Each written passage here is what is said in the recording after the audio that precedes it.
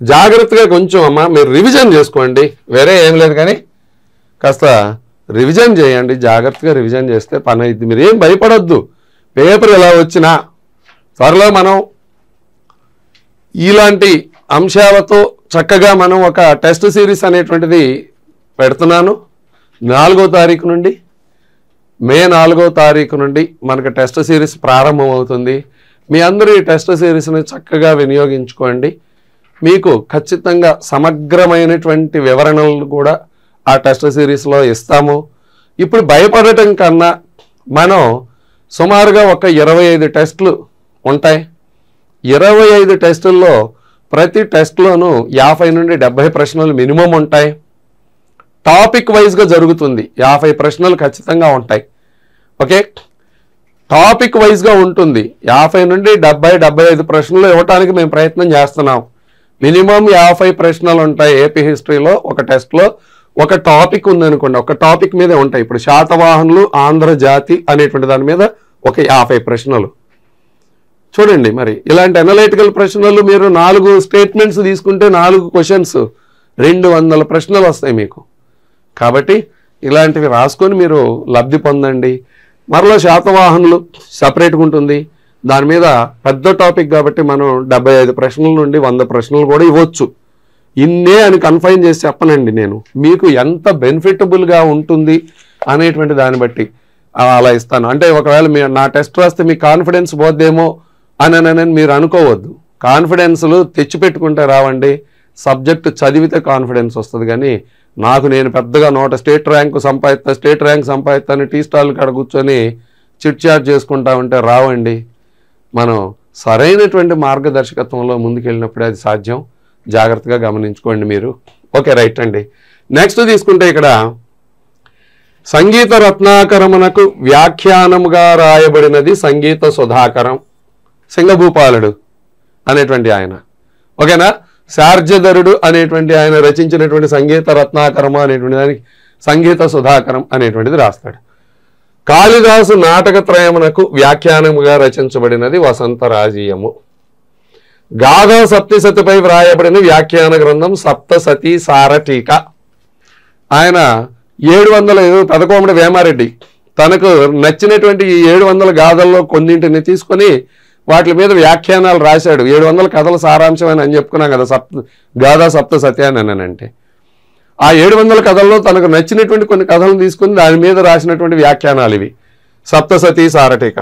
అమరొక శతకమునకు వ్యాఖ్యానంగా రచించబడినది శృంగార దీపిక. ఇది కూడా పెదకోమటి వేమారెడ్డి రాసిందే.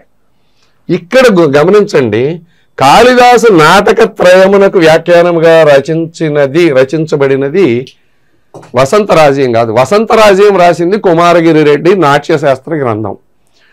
ఈయన కాళిదాసు నాటకత్రయానికి వ్యాఖ్యానముగా రాసినటువంటి గ్రంథం ఏమిటి అని అంటే కుమారగిరి రాజీయము అనేటువంటి గ్రంథం. ఏంటది? కుమారగిరి రాజీయము అనేటువంటి గ్రంథం. జాగ్రత్తగా గమనించండి, ఇది చాలా దగ్గరగా ఉంటుంది. టకామని పెట్టేస్తారు, చాలా దగ్గరగా ఉంటుంది. అంత సూక్ష్మంగా చదవాలండి, చదవకపోతే అది కరెక్ట్ కాదు. Okay, right. ఇది చూడండి, ఇది మనం చక్కగా భారతీయులకు దిక్సూచి తెలియదని పేర్కొన్నటువంటి వాడు నికోలో కాంటే. భారతీయులు ఎద్దును పవిత్రంగా భావించదరని, దాన్ని చంపుట కానీ తినుట కానీ చేయరని పేర్కొన్నది మార్కోపోలో. ఇది పవిత్రంగాను ఎందుకు భావిస్తారు అని అంటే అది వాళ్ళకు ఉపయోగకరమైనది. వ్యవసాయానికి, రవాణాకి, ప్రయాణాలకి, వీటిలన్నిటికీ ఉపయోగకరమైనది కాబట్టి దాన్ని జాగ్రత్తగా చూసుకుంటారు, పవిత్రంగా భావిస్తారు, దానికి పూజలు చేస్తారు అని చెప్పాడు మార్కోపోలో. ప్రాచీన కాలమున సమయమును కొలువుటకు నీటి గడియారాన్ని ఉపయోగిస్తారు. ఓకే, ఇక్కడ కుడుక, నాడి, నాళిక అనునవి నీటి గడియార యంత్ర పరికరాలు. అవును కదా, ఇవన్నీ రెడ్డి రాజుల కాలంలో మనం చూసినటువంటి విశేషం. ఇది గతంలో దీని మీద క్వశ్చన్ కూడా అడిగాడు. కాబట్టి ఇందులో సరైనది ఏది అని అన్నప్పుడు ఏమిటి? పైవన్నీ సరైనవే. ఓకే, ఇకపోతే రాచగాథలు అనేటువంటివి ప్రస్తావించింది తంగెడ శాసనము అనేటువంటి. రాతి ఉప్పుకు ప్రధాన కేంద్రము త్రిపురాంతకము. ఓకే, అచ్చు కావలి అనేటువంటి వాడిని పేర్కొన్నటువంటిది కొండవీటి కైఫియత్. కేసరిపాటి గడ అనేటువంటిది పెనుమూలి అనేటువంటి దాంట్లో పెనుమూలి శాసనము. ఈ దేవాలయ స్తంభాల మీద కూడా చెక్కబడి ఉంటుంది గడ పొడవు అనేటువంటిది. అంటే ఏమిటి గడ అంటే ఏమిటి? గడ కేసరపాటి గడ అనేటువంటిది ఏమీ లేదు. గడ అంటే భూ విస్తీర్ణాన్ని కొలవటానికి ఉపయోగించేటువంటిది. కాబట్టి ఇక్కడ 1D, ఓకే, 2 వచ్చేసరికి రాతి ఉప్పు C, 2 1D 2C 3A 4B. దీనికి ఆన్సర్ ఏ. ఇది గుర్తుపెట్టుకోండి. ఇలా వీటి మీద కూడా క్వశ్చన్స్ అడిగే అవకాశాలు చాలా ఎక్కువ ఉంటాయి. ఇలా జతపరచుము అని. Okay, right. ఇది మరో ముఖ్యమైనటువంటి అంశం. ఓకే, నెక్స్ట్ తీసుకున్నట్లయితే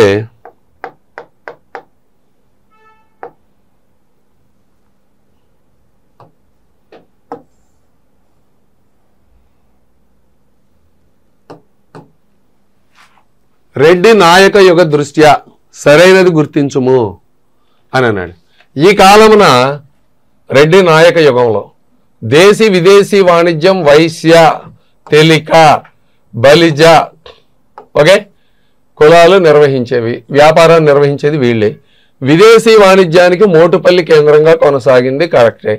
ఈ కాలమున తూర్పు దీవుల నుండి సుగంధ పరిమళాలు మనం కర్పూరము, జవ్వాజీ, ఓకే, ఇలాంటివన్నీ కూడా రకరకాలైనటువంటి సుగంధ పరిమళాలను మనం దిగుమతి చేసుకున్నాం. సుగంధ ద్రవ్యాలు మనం ఎగుమతి చేస్తాం, సుగంధ పరిమళాలు దిగుమతి చేసుకుంటాం. సెంటులు, అత్తర్లు, వసంతోత్సవాలు జరపాలి కదా. సుగంధ భాండాగార అధ్యక్షుడు అవచి తెప్పయ్య శెట్టి. ఓకే, ఇది ఈ కాలం నాటి నౌకలలో కప్పలి, జొంగు, వల్లి, వలిక అనేటువంటి రకాలు ఉన్నాయని కాశీఖండము పేర్కొనేను. ఓకే, కాశీఖండము పేర్కొనేను. జొంగు అనునది చైనా వారి నౌక, కరెక్టే. ఇక్కడ ఇది కాశీఖండం చెప్పదు, ఏం చెప్పుద్ది? హరవిలాసం చెప్పుద్ది. మీరు ఫ్లోలో పైవన్నీ అని పెడతారు, హరవిలాసం చెప్పుద్ది. ఓకే, అది కాశీఖండం కాదు. కాబట్టి ఇప్పుడు 4 లేనిది ఏది? 1 2 3 5 1 2 3 5. ఇక్కడ జాగ్రత్తగా గుర్తుపెట్టుకోవాలి. హరవిలాసం కదా విదేశీ వ్యాపారాన్ని గురించి చెప్పేది, అది గుర్తుపెట్టుకోండి. Okay, right. ఈ క్రింది వారిలో సరికానిది గుర్తించము రెడ్డి యుగ దృష్ట్యా. ఒక ఆయన మరి ఇక్కడ చెప్పుకోవాల్సిన ఆయన మరి పెద్ద పెద్ద సంస్థల్లో నేను పనిచేస్తున్నానని అంటాడు. ఆయన రెడ్డి రాజుల యొక్క యుగ విశేషాల మీద ఖచ్చితంగా బిట్ ఉంటుంది. కంపల్సరీ 2 బిట్లు గ్యారంటీ. మీరు ఏ పేపర్ అయినా చూసుకోండి, రెడ్డి రాజుల యుగ విశేషాల మీద ఖచ్చితంగా క్వశ్చన్స్, 2 క్వశ్చన్స్ 3 క్వశ్చన్స్ గ్యారంటీగా ఉంటాయి. అసలు దాన్ని మొత్తం ఎత్తేసాడు ఆయన పుస్తకంలో. ఈ మధ్యకాలంలో పిల్లలందరూ ఏదో మాకు ఆయన చెప్పాడు ఈయన చెప్పాడు అని అది కొంటున్నారంట. ఆయన ఇంకా ప్రకటించుకుంటున్నాడంట, వీడియోలో కూడా ప్రకటించుకుంటున్నాడు. నా పుస్తకం నుండి 70 వస్తాయి, 75 వస్తాయి, మీరు ఇంత చదవద్దు. జానా బెత్త అందులో పిచ్చి బిట్లు 4 ఇచ్చాడు. ప్రతి టాపిక్ వెనకాల 4 బిట్లు, ఒక 4 పేజీలు బిట్లు ఎక్కువ ఉంటాయి అందులో. అసలు ఆ బిట్లకి ఏమైనా వ్యాలిడిటీ ఉంటుందా అంటే ఏముండదు. శ్రీకృష్ణదేవరాయలు సభా మండపం పేరేంది, అది చిన్నపిల్లవాడికి తెలుసు, ఆ రోజులు పోయినాయి. అయ్యే 70 వస్తాయి అంట. మరి ఇక అట్లాంటి పుస్తకాలు కొనుక్కొని చదువుకోండి, మంచిగా ఉంటుంది. మళ్ళీ ఇంకో నోటిఫికేషన్ ఎప్పుడు అనే దాని మీద చర్చ జరగకుండా జాగ్రత్త పడండి అయ్యా. ఇప్పటికే ఏంటంటే వీళ్ళంతా పరాన్న జీవుల్లాగా, ఓకే, పరాన్న జీవుల్లాగా వాళ్ళు మీ మీద పడి బతికేస్తున్నారు. ఓకే, ఇది ఓకే, రైట్. ఈ క్రింది వారిలో సరికానిది గుర్తించము రెడ్డి యొక్క దృష్ట్యా. పంటలో 1/6 వంతు పన్నుగా వసూలు చేసినట్లు వెలస శాసనం పేర్కొన్నది. ఓకే, శూద్రులతో పాటు రాజస్థాన జీవితంతో విసికెత్తిన బ్రాహ్మణులు వ్యవసాయాన్ని ఆశ్రయించారు. ఓకే, ఈ రెడ్డి యుగంలో కొన్ని చోట్ల ఏమైంది అంటే బ్రాహ్మణులకు కూడా విసుగు పుట్టిపోయి మరి వ్యవసాయం చేసుకోవటం అనేటువంటిది చూసాం మనం. పోతన ఇలాంటి వాళ్ళందరూ కూడా ఏం చేశారు? వ్యవసాయం చేసుకున్నారు కదా రాజస్థానాల పట్ల. అదేవిధంగా రాజులు మత్తులు వారి సేవలు నరకప్రాయము అని అన్నాడు దూర్జటి. అట్లా ఈ బ్రాహ్మణులు కూడా వ్యవసాయం చేసుకున్నారు. ఓకే, ఇది కూడా కరెక్టే. రెడ్డి రాజులు తటాకాల ద్వారా నీటిపారుదల సౌకర్యాలను కల్పించారు. తెలుసుగా మనకి, తటాకాలు కట్టించారు. సంతాన సాగరం అనేటువంటి తటాకం. ఓకే, అనేక తటాకాలు. ఈ సంతాన సాగరాన్ని గురించి పేర్కొన్నటువంటి శాసనం అమీనాబాదు శాసనం. ఓకే, సంతాన సాగరానికి జగనొబ్బ గండ కాలువ అనేటువంటి తవ్వించినటువంటి వాడు ఎవరు? రాచవేమారెడ్డి. ఈ సోరాంబిక, కోట సోరాంబిక గుర్తుపెట్టుకుని, కోట వంశీకురాలు. వాళ్ళు చిన్నవాళ్ళు కాదండి. గణపతి దేవుడు కోట వంశీకులకి తన కుమార్తెనిచ్చాడు. అటుపోతే వెలనాటి చోళులు గోంక కోట వంశీకురాలని చేసుకున్నాడు. ఓకే, ఇటుపోతే వీళ్ళు ఈ పెదకోమటి వేమారెడ్డి భార్య కూడా కోట వంశీకురాలు. అర్థమైందా? ఇలా ఈ గణపాంబ, గణపతి దేవుడి కూతురు గణపాంబ, ఆమె కోట వంశీకురాలు. ఈ కోట బేతరాజు మరణించినాక, తన భర్త మరణించినాక ఆమె ఈ కోట వంశీకుల ప్రాంతాన్ని, యనమదల దుర్గాన్ని ఆమె కేంద్రంగా చేసుకుని ఆమె కూడా పరిపాలిస్తుంది 40 ఏళ్ళు. గుర్తుపెట్టుకోండి. రుద్రమదేవే కాదు, గణపతి దేవుడు కూతురులు ఇద్దరూ కూడా పరిపాలనా దక్షురాళ్లే. మనకు తెలిసింది ఒక రుద్రమదేవే. కోట గణపాంబ మొగలొట్ల శాసనం అనేటువంటిది వేయించింది కదా, కొన్ని దానాలను చేస్తూ అనేక వృత్తి పన్నుల గురించి కూడా పేర్కొంటుంది. కాకతీయుల కాలం నాటి వృత్తి పన్నుల గురించి పేర్కొన్నటువంటి శాసనం మొగలొట్ల శాసనము అనేటువంటిది. ఇలాంటి అంశాలు చాలా ఉన్నాయి. మనకేంటంటే ఇంకో ఎగ్జామ్ అయిపోయేదాకా మనం నిద్ర మేల్కోము. తాతయ్య గారి పుస్తకాలు, అన్నయ్య గారి పుస్తకాలు చదువుకుంటా కూర్చోండి, పని అయిపోద్ది. ఓకే, ఇక్కడ ఈ కాలమున జాగ్రత్తగా గమనించండి.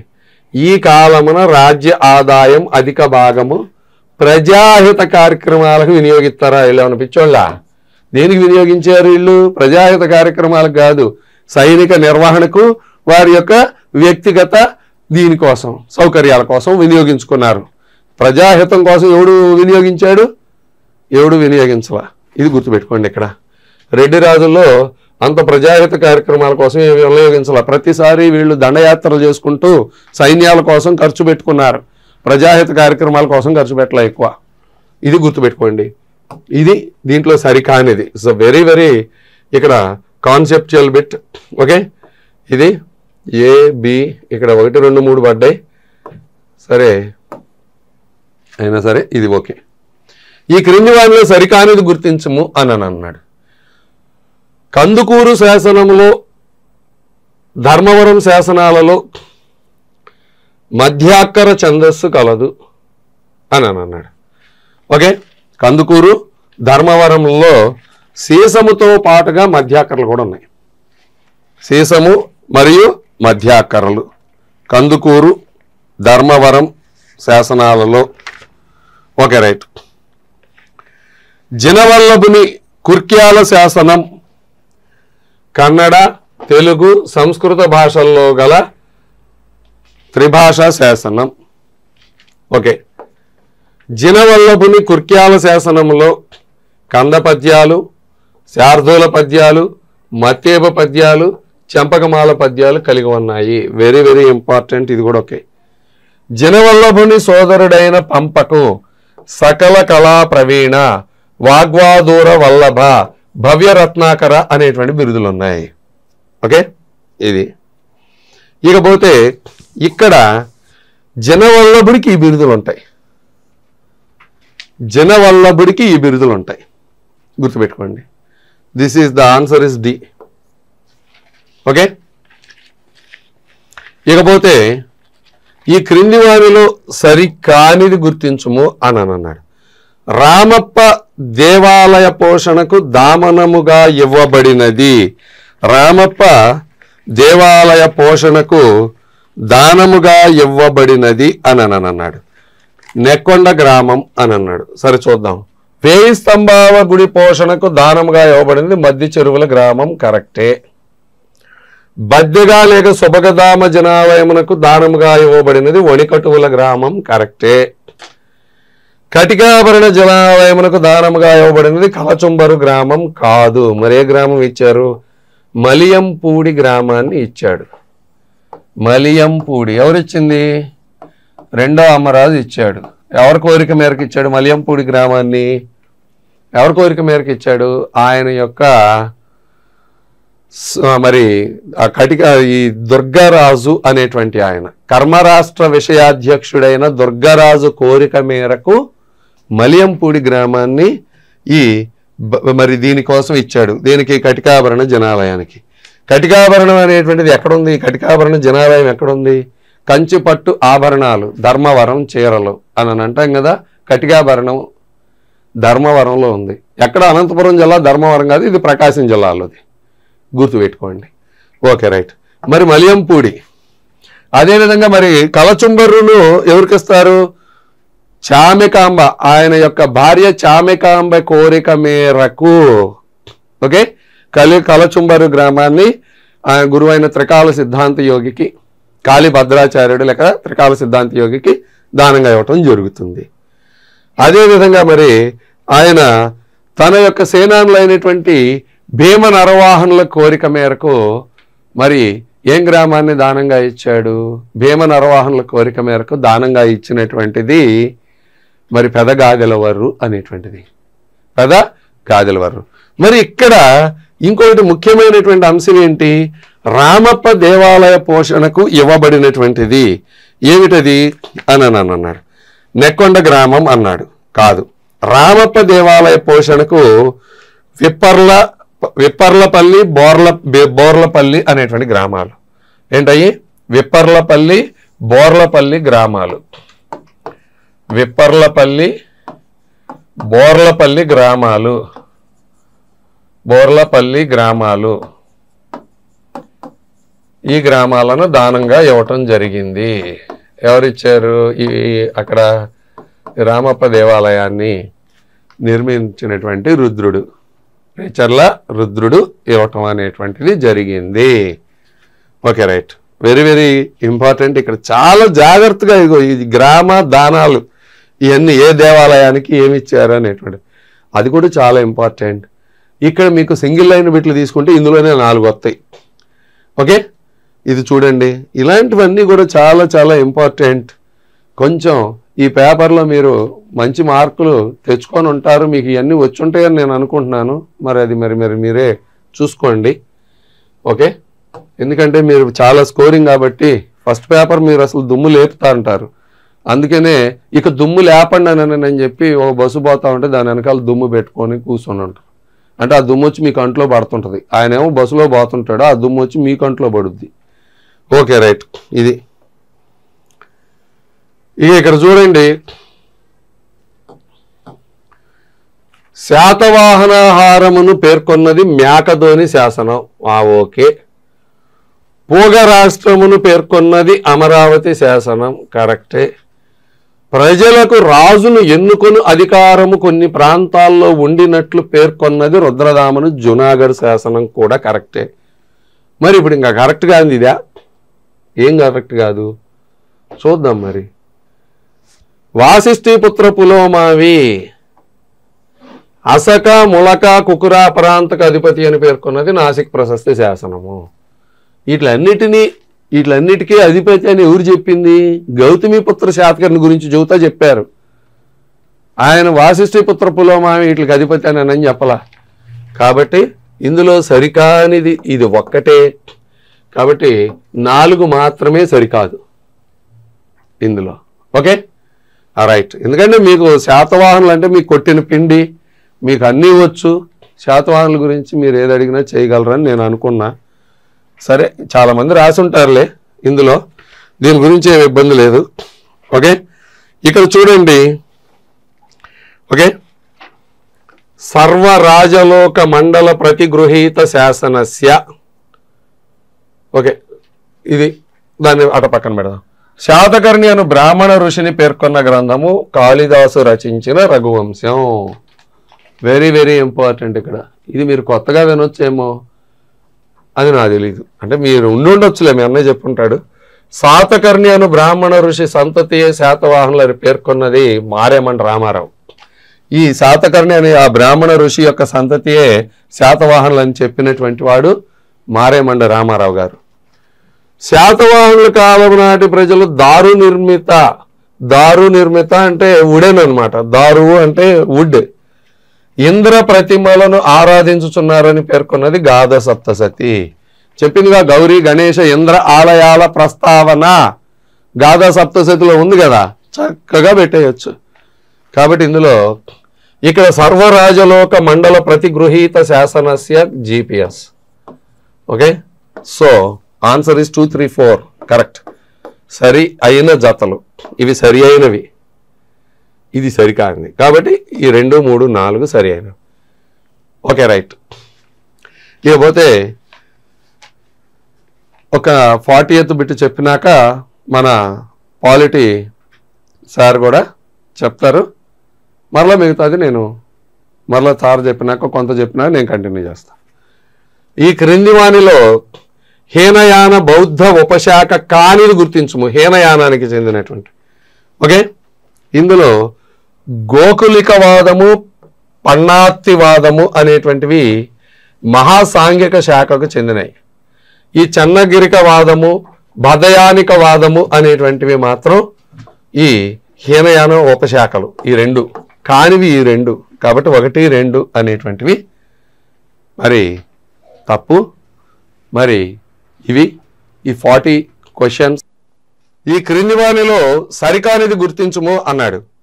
పిఠల్ కోరా గుహల యందు అంటే అసలు మీరు కొంతమంది పేరు వినుంటారు. ఇది మహారాష్ట్రలో ఉన్నటువంటి ఒక ప్రాంతంలో ఉన్నటువంటి గుహలు, పిఠల్ కోరా గుహలు అనేటువంటివి. ఇక్కడ కూడా ఇవి బౌద్ధ మతానికి సంబంధించినటువంటి గుహలు మనకు కనబడతాయి. బౌద్ధ మతానికి సంబంధించినటువంటి గుహలు కనబడతాయి. ఓకే, ఈ పిఠల్ కోరా గుహల యందు ఈ కొల్హాపూర్ స్తూపమునందు లభించిన బుద్ధుని అవశేష పాత్రపై చెక్కబడిన శాసనమును గురించి అశోకునికి పూర్వమే మహారాష్ట్ర ఆంధ్రదేశముల యందు బౌద్ధ మతం వ్యాపించనని తెలియచున్నది. అంటే ఇదేం చెప్తుంది అనంటే ఆల్రెడీ ఇక్కడ ఈ బౌద్ధ స్తూపాల నిర్మాణము ఇవన్నీ చూసినప్పుడు ఇక్కడ మహారాష్ట్ర ఇక్కడ నుంచి ఈ శాసనంలో ఏం చెప్పబడింది అనంటే వివిధ ప్రాంతాలకు బౌద్ధ భిక్షువులు తరలి వెళ్ళటాన్ని సూచిస్తుంది. ఈయన బట్టి అశోకుడికి పూర్వమే ఆంధ్రదేశంలో బౌద్ధం అనేటువంటిది వ్యాపించింది. వాస్తవంగా మనకి ఆంధ్రదేశంలో బౌద్ధం అనేటువంటి దాని గురించి సుత్తనిపాతంలోని బావరి కథ అనేటువంటిది ఒకటి చెబుతుంది. సుత్తనిపాతంలోని బావరి కథ అనేటువంటిది అంటే బుద్ధుడు తన జీవిత కాలంలోనే ఆంధ్రలో బౌద్ధం వ్యాపించింది అని పేర్కొనేటువంటిది ఈ బావరి కథ అనేటువంటిది. గుర్తుపెట్టుకోండి, అది అంటే బుద్ధుని తన జీవిత కాలంలోనే బావరి అనేటువంటి బ్రాహ్మణుడు ఏం చేస్తాడంటే ఇక్కడ గోదావరి తీరంలో ఆయన మరి అస్మక రాజ్యానికి చెందినటువంటి ఈ బ్రాహ్మణుడు బావరి అనేటువంటి ఆయన ఇక్కడ తన శిష్యులతో ఆశ్రమాన్ని ఏర్పాటు చేసుకుని ఉంటాడు.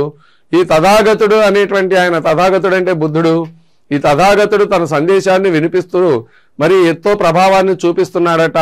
ఆ ప్రభావం అంటే అవి ఏమిటి తెలుసుకొని రండి అని చెప్పి ఆయన తన శిష్యుల్ని పంపిస్తాడు. ఆ వెళ్ళినటువంటి వాళ్ళల్లో 5గురిని పంపిస్తే వాళ్ళల్లో అందరూ అక్కడే ఉండిపోతారు. బుద్ధుని బోధనలు విని బుద్ధునికి ఆకర్షితులై ఆయన యొక్క ఉపన్యాసాల చేత. ఇకపోతే ఈ పింగళికుడు అనేటువంటి వాడు ఒకడు మాత్రమే ఈయన యొక్క ఈ బావరి యొక్క బావమరిది అవుతాడు. అతను మాత్రమే తిరిగి వస్తాడు. వచ్చి చెబితే బావరి కూడా ఆ విధంగా వెళ్ళి మరి బుద్ధుణ్ణి కలుసుకొని ఆ బౌద్ధాన్ని ఆ ధర్మాన్ని తెలుసుకుంటాడు. ఆ తదుపరి బుద్ధుడు కూడా మరి ఆంధ్రదేశంలో మరి సందర్శించాడు, ఇక్కడ ధర్మచక్రాన్ని ప్రబోధించాడు అని చెప్పి ఎక్కడ ధాన్యకటకంలో ధర్మచక్రాన్ని ఆయన ప్రబోధించాడు అని చెప్పి మరి అనేక బౌద్ధ గ్రంథాలు పేర్కొనటం అనేటువంటిది జరుగుతుంది. అలానే ఈ పిఠల్ కోరా గుహల్లోనూ అదేవిధంగా ఇక్కడ మరి కొల్హాపూర్ స్తూపంలో లభించినటువంటి బుద్ధుని అవశేష పాత్రల ద్వారా ఈ బౌద్ధం అనేటువంటిది మహారాష్ట్ర ఆంధ్రదేశాల్లో అశోకుని కన్నా ముందుగానే వ్యాపించింది అని మనకు తెలుస్తుంది. ఇది కరెక్ట్ అయినటువంటిదే. Okay right. మాధ్యమికవాద సిద్ధాంతములు వ్యాప్తిలోకి వచ్చిన తరువాత బుద్ధుని ప్రతిమలు చెక్కుట, బుద్ధుని ప్రతిమలను ఆరాధించుట ప్రారంభించారు అని. ఈ మాధ్యమికవాద సిద్ధాంతాలు వ్యాప్తిలోకి వచ్చిన తర్వాతనే మరి బుద్ధుణ్ణి విగ్రహ రూపంలో చెక్కింది ఎవరు? బుద్ధుణ్ణి మరి హీనయానము అనేటువంటిది తీసుకున్నట్లయితే, హీనయానం తీసుకున్నట్లయితే బుద్ధుని యొక్క చిహ్నాలను మాత్రమే పూజిస్తారు. మహాయానులు అనేటువంటి వాళ్ళు బుద్ధుని యొక్క ప్రతిమను దేవుడిగా భావించి బుద్ధుని విగ్రహ రూపంలో చెక్కటం ప్రారంభించారు. కాబట్టి ఇక్కడ ఈ బుద్ధ ప్రతిమలు చెక్కటం, బుద్ధుని ప్రతిమలను ఆరాధించటం అనేటువంటిది ఈ మాధ్యమికవాద సిద్ధాంతాలు అనేటువంటివి అమల్లోకి వచ్చినాకే జరిగినాయి. బుద్ధుని కాలమున మహాదేవ భిక్షువు ఆంధ్రదేశమునకు మరి ఈ బౌద్ధ భిక్షువుల్ని పంపించాడు అని అంటారు. ఎవరు ఇక్కడ? ఎవరు వచ్చింది? బుద్ధుని కాలమున మహాదేవ భిక్షువు అని అంటాడు. ఓకే, బుద్ధుని కాలంలో ఇక్కడ ఇది. అదేవిధంగా వైదిక మతమున, దీనికి సంగతి నేను తర్వాత డిస్కస్ చేద్దాం, ఇప్పుడు లాస్ట్ చూసినాక. వైదిక మతము పునరుద్ధరింపబడుట, ప్రజలు విగ్రహారాధనమునకు సుముఖులై ఉత్సాహం చూపటం వలన బౌద్ధమున విగ్రహారాధన ప్రవేశపెట్టబడినది అని అంటాడు. ఓకేనా? అంటే వైదిక మతంలో ఈ విధమైనటువంటి విధానాలు ఇవి ఉండడం వల్లనే వాళ్ళు కూడా దాన్ని అడాప్ట్ చేసుకోవటం అనేటువంటిది జరిగింది వాస్తవంగా. అలా ప్రవచించినటువంటిదే ఈ మహాయానం. ఓకేనా? అలా ప్రవచించినటువంటిదే ఈ మహాయానం మాధ్యమిక వాదం అనేటువంటిది. అందువలన ఇది కూడా వైదిక మతంలో పునరుద్ధరింపబడుట, ప్రజలు విగ్రహారాధనకు సుముఖులై ఉత్సాహం చూడటం వలన బౌద్ధమున విగ్రహారాధన ప్రవేశపెట్టడం అనేటువంటిది దీనికి ఇంపాక్ట్ అదే. ఇకపోతే ఇక్కడ రాంగ్ ఏంటంటే మనం ఆలోచించాల్సింది, ఒకవేళ మీకు దీని మీద సందేహం ఉంటే, అంటే ఇది సాధారణంగా ఏంటి అని అంటే ఇది సాధారణమైనటువంటి విషయాలు ఇక్కడ ఇది ఒకటి మనం ఆలోచించి చేయొచ్చు. ఓకే, ఇది ఫ్యాక్ట్. ఇప్పుడు ఫస్ట్ది మీకు తెలియకపోయినా ఇక్కడ కొంచెం ఇలాంటి కష్టమైనటువంటి బిట్లు వచ్చినప్పుడు ఎలా చేయాలనేటువంటిది ఒక్కసారి నింపాదిగా నిదానంగా ఆలోచించండి. ఫస్ట్ది మనకు తెలియదు, ఎందుకంటే మీరు దీని గురించి వినుండరు, ఏం ఇబ్బంది లేదు. రెండవది ఆలోచించినప్పుడు ఇది మనకు తెలుసు, ఓకే. మూడవది ఇక్కడ బుద్ధుని కాలమున మహాదేవ భిక్షువు ఆంధ్ర మతమునకు, మీకు నేను పేపర్ సెట్ చేసినప్పుడు ఎలా చేశాను అన్నానంటే, పైకి కనపడేంత కఠినంగా పేపర్ లేదు, మీరందరూ భయపడటం వల్ల ఈ ఇబ్బంది జరిగింది. ఒకవేళ రేపు ఫైనల్ ఎగ్జామ్లో ఇలాంటి పేపర్ వచ్చినప్పుడు ఎలా ఫేస్ చేయాలనేటువంటిది. ఇప్పుడు బయట మీరు కొంతమందిని కన్సల్ట్ అయినాక ఇట్లాంటి క్వశ్చన్లు అడగరు, అడుగుతారు అనేటువంటి పరిస్థితి ఏమీ లేదు. దయచేసి గమనించండి. వీళ్ళు ఏమైనా పేపర్లు ఇస్తారండి ఇట్లాంటి అడగం అని. ఏది చదవాలో కాదు, ఏం చదవకూడదో తెలియాలి, ఈ సొల్లు డైలాగులు ఇట్లాంటివన్నీ పట్టుకోవాకండి బాబు. మీరు ప్రధానంగా సబ్జెక్టుని ఆకలింపు చేసుకోవటం అంటే ఏం లేదు, అది పదాలు ఏదో గంభీరంగా ఉన్నాయి అందుకని వాడుతున్నాను అనుకోబాకండి. ఇక్కడ ఇలాంటి క్వశ్చన్ వచ్చినప్పుడు ఎలా చేయాలి అనేటువంటిది చూడండి, నేను మీకు చెప్తాను. ఓకే, ఎలా చేయాలి. ఇక్కడ ఇది మనకు తెలియదు కాబట్టి దీన్ని పెండింగ్ పెట్టు. ఇది తెలుసు. ఇక్కడ చూడండి, మీకు సింపుల్గా మీకు ఇది చదవగానే గుండె జారిపోద్ది, మీకు వచ్చింది కూడా మర్చిపోవటం జరుగుద్ది ఇలాంటివి చూసినప్పుడు. ఇక్కడ మహాదేవ భిక్షువు ఆంధ్రదేశమునకు మత ప్రచార నిమిత్తం వచ్చాడు. ఇక్కడ ఎవరి కాలంలో వచ్చాడు అన్నాడు? బుద్ధుని కాలంలో అన్నాడు. ఈయన పంపి అశోకుడి కాలంలో ఈయన వచ్చింది. ఎవరి కాలంలో? అశోకుడి కాలంలో వచ్చాడు. కాబట్టి ఇక్కడ బుద్ధుని కాలమున అనేటువంటిది తప్పు అనేటువంటిది అర్థమవుతుంది. అశోకుడు బుద్ధుడు సమకాలికులు కాదు కదా, కాబట్టి తప్పు తెలిసిపోతుంది మనకి క్లియర్గా. అలాంటప్పుడు ఈజీగా మనకు కావాల్సింది ఏంది? సరికానిది ఒక్కటే సరికానిది గుర్తించాలా. ఇక్కడ సరికానిది ఒకటి మాత్రమే గుర్తించాలా. ఓకే, అందువలన ఇది తప్పు కాబట్టి undoubtedly C is the right answer. మీరు ఈజీగా అలాంటి కొన్ని సందర్భాల్లో ఇబ్బంది పడకుండా జాగ్రత్తగా తెలివిగా ఆలోచిస్తే ఈజీగా అయిపోద్ది, లేకపోతే వచ్చింది కూడా పోద్ది ఇక్కడ. అది ఓకే, రైట్. నెక్స్ట్ క్వశ్చన్ చూద్దాం. ఓకే,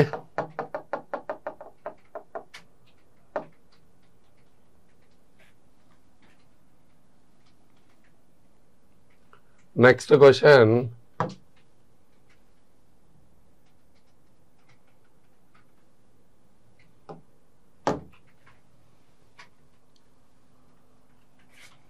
ఈ క్రింది వానిలో గాథ సప్తశతిని అనుసరించి రాయబడిన గ్రంథాలు అని అన్నాడు. అమరుకుడు అమరుకము అనేటువంటిది గాథ సప్తశతిని అనుసరించే రాశారు. మీరేమనుకుంటారంటే బృహత్ కథను అనుసరించబడి రాయబడిన గ్రంథాలు చాలా ఉన్నాయి, గాథ సప్తశతిని అనుసరించి రాయబడిన గ్రంథాలు ఏముంటాయి అని అనుకుంటారు. చాలా పొరపాటు.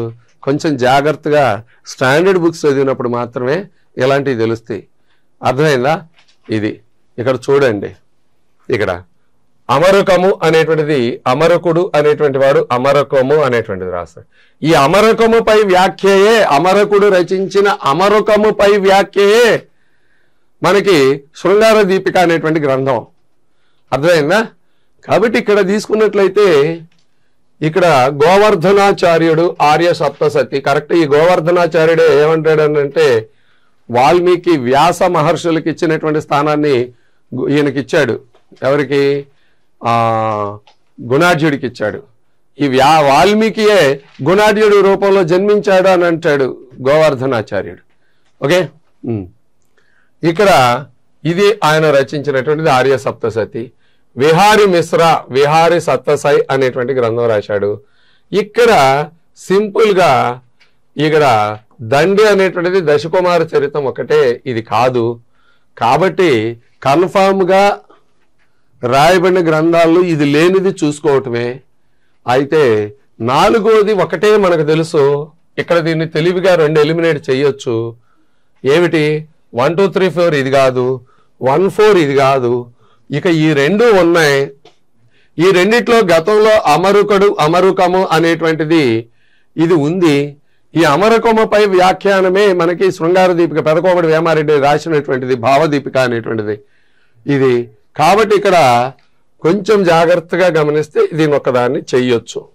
భయపడద్దు. ఇది ఒక్కటి పట్టుకుంటే ఇదిగో ఇక్కడ 4 ఇది ఉంది కాబట్టి ఇది కాదు, 4 ఇది కాదు. ఇప్పుడు ఈ రెండిట్లో డిసైడ్ చేయాలి. ఇక్కడ ఆగుతారు. ఇక్కడ ఆగినప్పుడు కొంచెం జాగ్రత్తగా ఆలోచిస్తే ఇది గనక తెలుసుంటే వర్కౌట్ అయ్యిద్ది మీకు. ఓకే, ఇది గనక తెలుసుంటే వర్కౌట్ అయ్యిద్ది. ఇది ఓకే, రైట్. దీనికి ఆన్సర్ ఈజ్ 1 2 3. ఓకే, 4 కాదు. ఏపోతే గజసేన గజమిత్ర అను పేర్లు గల సోదరులు యజ్ఞశ్రీ శాతకర్ణి కాలంలో ఇక్కడ గుహను తొలిపించి భదయనీయ బౌద్ధ సంఘమునకు దానమిచ్చారని పేర్కొన్నటువంటి శాసనం కన్హేరి శాసనం. ఏంటది? కన్హేరి శాసనం అనేటువంటిది వెరీ వెరీ ఇంపార్టెంట్ ఇక్కడ. ఓకే, గజసేన గజమిత్ర అనేటువంటి వాళ్ళు ఈ కన్హేరి శాసనంలో వీటికి సంబంధించినటువంటి విశేషాలు ఉన్నాయి. ఓకే, ఈ క్రింది వానిలో సరికానిది ఏది అని అన్నాడు. ఈ క్రింది వానిలో సరికానిది ఏది అని అన్నాడు. Very very important. ఒకసారి జాగ్రత్తగా చూడండి. ఈ క్రింది వానిలో ఇక్కడ అమరావతి స్తూప శిల్పము. ఓకే, ఈ అమరావతి స్తూప శిలా ప్రాకారముపై ఈ అమరావతి స్తూప శిలా ప్రాకారము ఎవరు కట్టించారు? ఇది మీరు ఎవరైనా కట్టించారా? కాదు కదా. ఎవరు కట్టించారు? ఆచార్య నాగార్జునుడు చేస్తాడు. ఎవరి కాలంలో? యజ్ఞశ్రీ శాతకర్ణి కాలంలో. యజ్ఞశ్రీ శాతకర్ణి ఆయనకి నాగార్జున కొండలో పారావత విహారము అనేటువంటి దాన్ని నిర్మించి ఇచ్చాడు. ఈయన రిటర్న్ గిఫ్ట్ గా ఈ అమరావతి స్తూపానికి ఒక ప్రాకారాన్ని నిర్మిస్తాడు. ఇక్కడ ఈ ప్రాకారం మీద అనేక రకాలైనటువంటి కమలములు కలవు, అంటే తామర పూలు ఉన్నాయి. ఈ ఏ రెండైనను ఒక రీతిగా నుండక భిన్నముగా నుండట ఇది ప్రత్యేకత. దీంట్లో కనిపించే ఒక ప్రత్యేకత ఏమిటి అని అంటే ఏ రెండు కూడా ఒకేలాగా కనపడవు, భిన్నంగా ఉంటుంది, ఏదో ఒక తేడా కనబడుతుంది. ఇది ఇక్కడ స్పెషాలిటీ. ఇకపోతే శాలిహుండమునందు గల చైత్య ప్రాకార రేఖకు 4 వైపులా ద్వారములుండుట ఇచ్చట ప్రత్యేకత. మామూలుగా చైత్య ప్రాకారానికి ఒకవైపునే ద్వారం ఉంటుంది సాధారణంగా. ఇక్కడ 4 వైపులా ద్వారాలు ఉండుట దీని యొక్క ప్రత్యేకత. చైత్యానికి స్తూపానికైతే ఉంటాయి, సాధారణంగా స్తూపానికైతే ఉంటాయి. ఇకపోతే అజంతానందు గల 10వ నెంబర్ గుహలో మరణశయ్యపై రాకుమారి చిత్రం గలది. ఇది మనకు తెలుసు కాబట్టి ఇది కాదు. ఇక ఇక్కడ ఇంకొకటి ఏంది అంటే సరికానిది. ఇది సరైందే, ఇది సరైందే. ఇప్పుడు అజంతా గుహల యందు గల బుద్ధ విగ్రహములో ప్రతి విగ్రహము మరొక విగ్రహంతో ఏదో విషయముగా భిన్నముగా నుండుట ప్రత్యేకత అన్నాడు. అంటే ఒక విగ్రహాన్ని పోల్చి చూస్తే ఇంకో విగ్రహంతో తేడా కనబడుతుంది. అలా ఏ విగ్రహాన్ని పోల్చి చూసినా ఇక్కడ ఉన్నటువంటి విగ్రహాలు ఒకదానితో ఒకటి పోలిక ఉండదు. ఏదో ఒక తేడా చిన్నది ఉంటుంది. చెయ్యి పక్కకు పెట్టి ఉండటమో, ఒకవేళ కాలు కొంచెం ఇట్లా మడత పెట్టి ఉండటమో, ఏదో ఒక భిన్నత్వం కలిగి ఉండటం ఇక్కడ ప్రత్యేకత. అయితే అది అజంతా కాదు, ఎల్లోరా గుహల యందు. ఇక్కడ ఇది గుర్తుపెట్టుకోండి. దీనికి ఆన్సర్ సి ఎల్లోరా గుహల యందు అనేటువంటిది ఒకటి. Okay, right. ఇంకా ఇది ఒక ముఖ్యమైనటువంటి కొన్ని ఈ మధ్యకాలంలో ఈ సోషల్ అంశాలలో తీసుకుంటే ఇలాంటి క్వశ్చన్స్ అడుగుతున్నటువంటి సందర్భాలు మనకు బాగా కనపడుతున్నాయి. ఇక్కడ చూడండి, ఈ క్రింది వానిలో సరికానిది గుర్తించుము. క్షత్రియ పురుషునికి వైశ్య స్త్రీకి జన్మించిన వాడు మాహిష్యుడు. క్షత్రియ పురుషునకు వైశ్య స్త్రీకి జన్మించినటువంటి వాడు మాహిష్యుడు.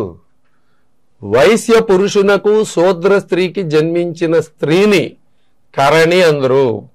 అదే పురుషుణ్ణైతే మామూలుగా ఉగ్రుడు అంటారు, పురుషుణ్ణైతే ఉగ్రుడు అంటారు, స్త్రీనైతే కరణి అంటుంది. మనకు ఉగ్ర చండాల అనేటువంటి రెండు రకాలైనటువంటి వర్ణాలను గురించి చెప్పినటువంటి వాడు అపస్తంభ ధర్మసూత్రాల్లో అపస్తంభుడు అనేటువంటి ఆయన చెబుతాడు. ఇక్కడ ఇలా ఈ వైశ్య పురుషునకు శూద్ర స్త్రీకి జన్మించిన స్త్రీని కరణి అంటారు. ఇలా ఈ మహిష్యుడుకు కరణికి జన్మించినటువంటి వారే రథకారులని ధర్మశాస్త్ర గ్రంథాలు పేర్కొనుచున్నవి.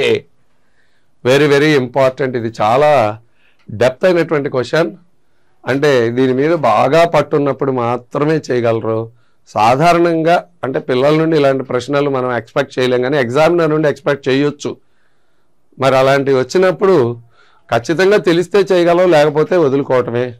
అందుకని 75కి 75 ఎప్పుడు రావు అని నేను బలంగా నమ్మేది. ఎందుకంటే ఇలాంటి క్వశ్చన్స్ 1, 2 చాలు ఇబ్బంది పెడుతుంటాయి. ఓకే, అది ఇది. ఇక్కడ చతుర్వేదులైన రథకారులను పేర్కొన్నది కానుకొల్లు శాసనము. ఇది కరెక్ట్. మనకి చతుర్వేదులైన రథకారులు అనేటువంటిది కానుకొల్లు శాసనము. శాలంకాయనంలో కానుకొల్లు శాసనము అనేటువంటిది ఉంది కదా. ఇక్కడ వీళ్ళు చతుర్వేదులైన రథకారులను పేర్కొంది. ఈ రథకారులు అనేటువంటి వాళ్ళు ఎవరికి జన్మించినటువంటి వాళ్ళు? ఇలా మాహిష్యునకు కరణికి జన్మించిన వారే రథకారులు అని నేను చెబుతుంది. అక్కడ దీన్ని డెప్త్గా చదువుకున్నప్పుడు, ఆ సోషల్ కండిషన్స్ చదువుకున్నప్పుడు మాత్రమే ఇది సాధ్యం. ఏదో పైన బిట్లుగా ఉండే పుస్తకాలు చదువుకొని పోయారనుకోండి, అన్నయ్యలై తాతయ్యలై, ఆ దెబ్బతో దేని పనికి రాకుండా పోతాం. వాళ్ళకి డబ్బులు వస్తాయి కానీ మీకు ఉద్యోగాలు రావు. ఇది బాగా గుర్తుపెట్టుకోండి. మరి ఇలాంటి అంశాలను జాగ్రత్తగా చూడండి. కొంతమంది ఏంటంటే భయపడి, అలా భయపడొద్దండి. భయపడితే నువ్వు అడగనే నీకు వచ్చినే ఇస్తాడా ఏంటి? ఏమన్నా ఒపీనియన్ పోలు పెట్టి ఈ క్వశ్చన్ ఇద్దామా వద్దా అని అలాంటిది ఏమి ఉండదు. ఇది పోరాటం, ఫైట్ చేయాలి అని అంటే తగినటువంటి సాధన అవసరం. ఆ సాధనకు పరీక్షలు రాయటం చాలా ప్రామాణికం, మీకు అది ఆవశ్యం.